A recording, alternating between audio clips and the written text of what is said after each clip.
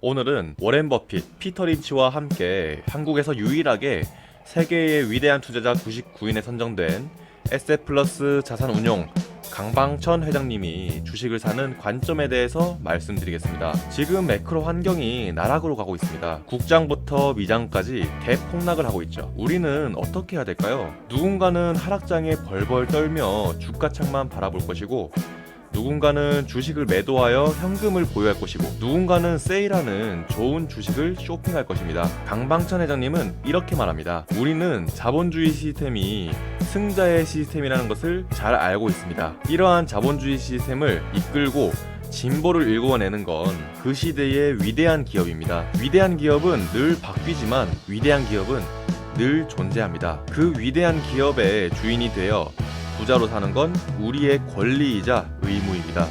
바로 그 기업의 주식을 소유함으로써, 그리고 오래 함께함으로써 그 꿈은 현실이 됩니다. 당연한 결과겠지만 위대한 기업은 불황이 끝나면 놀라운 축제의 시간을 선사합니다. 그렇기 때문에 불황일 때 결코 시장을 떠나지 말고 위대한 1등 기업과 함께해야 합니다. 바로 이것이 내가 끊임없이 강조하는 함께 부자 되는 길입니다. 네, 어떠신가요? 강방천 회장님의 10년 넘게 품속에 품고 다닌 글입니다. 내공이 느껴지시죠?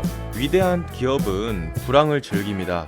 극심한 불황은 평균 이하의 꼴등 기업을 사라지게 하고, 그 덕분에 장기적으로 1등 기업의 힘은 더 커집니다. 1등 기업은 어떤 산업에 속하느냐에 따라 중요한 가치가 다른데, 소비재 산업이라면 강력한 브랜드 가치가 필요하고, 네트워크 산업이라면 충성도 높은 가입자 수가 중요하고, 기술 진보가 빠른 IT 산업은 원가 경쟁력이 관건입니다. 자동차처럼 성장이 멈춰버린 산업은 시장 점유율이 중요합니다. 그리고 내가 투자할 기업이 혁신적인 기업이라면 생각해야 할 것이 있습니다. 첫 번째, 이 산업이 계속 존재할 것인가? 두 번째, 너무 비싼 것은 아닌가? 세 번째, 인프라가 구축되고 있는가? 우리는 테슬라 투자자이기에 테슬라로 예를 들어 보겠습니다. 우선 첫 번째인 이 산업이 계속 존재할 것인가? 라는 질문에서 사람들이 원한다면 반드시 존재한다 라고 저는 말씀드립니다.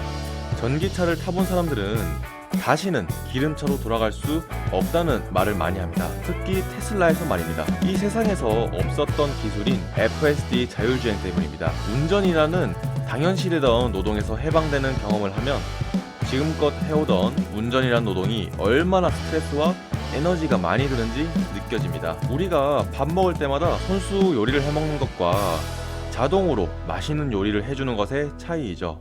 자율주행 FSD를 경험하는 것은 매번 외식을 하는 느낌일 것입니다.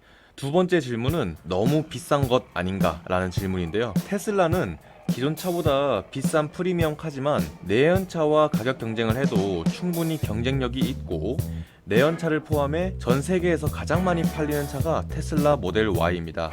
또 공장을 추가로 건설하고 확장하고 있죠. 테슬라를 원하는 사람이 늘고 있고, 대량 생산을 하면 가격은 점점 더 낮아질 것이고, 그에 따른 기술 발달도 가격을 낮추는 요인이 될 것입니다. 세 번째 질문은 인프라가 구축이 되고 있는가 라는 질문인데요. 테슬라는 누구나 알고 있듯 전기차 인프라의 선두이고, 지금도 계속해서 전기차 충전소가 깔리고 있습니다. 뿐만 아니라 공장 설비 투자, 확장, AI 센터 건설, 도조 슈퍼컴퓨터, 테슬라와 통신할 수 있는 스페이스X의 스타링크 등등 어마어마하게 인프라가 깔리고 있죠. 우리는 혁신적인 기업, 그 중에서도 1등 기업에 투자해야 됩니다. 우리가 투자하는 테슬라는 방금의 질문인 계속 존재할 것인가, 비싸진 않는가, 인프라가 구축되고 있는가에 대해서 충족을 한다고 저는 생각을 합니다. 이제는 전기차 기업의 1등은 과연 테슬라가 맞을까? 우리는 테슬라가 전기차뿐만 아니라 FSD, 에너지, 로봇 등 IT, AI, 로보틱스, 에너지 사업까지 하는 것을 알고 있죠. 1등 기업의 가치는 여러 가지가 있습니다. 브랜드 가치, 충성도 높은 가입자 수, 원가 경쟁력, 시장 점유율 등이 있죠. 테슬라의 브랜드 가치는 상상을 초월합니다. 혁신의 아이콘, 미래의 대명사인 테슬라, 충성도가 높은 가입자 수는 FSD를 생각하면 편하겠죠. 날마다 발전하는 테슬라 FSD는 극찬이 쏟아지고 있고, 이제 테슬라를 사는 사람들은 FSD 때문에 산다고 저는 생각을 합니다. FSD를 써보면 직접 운전하는 것이 더 불안하다고 하니 충성도가 오를 수밖에 없습니다.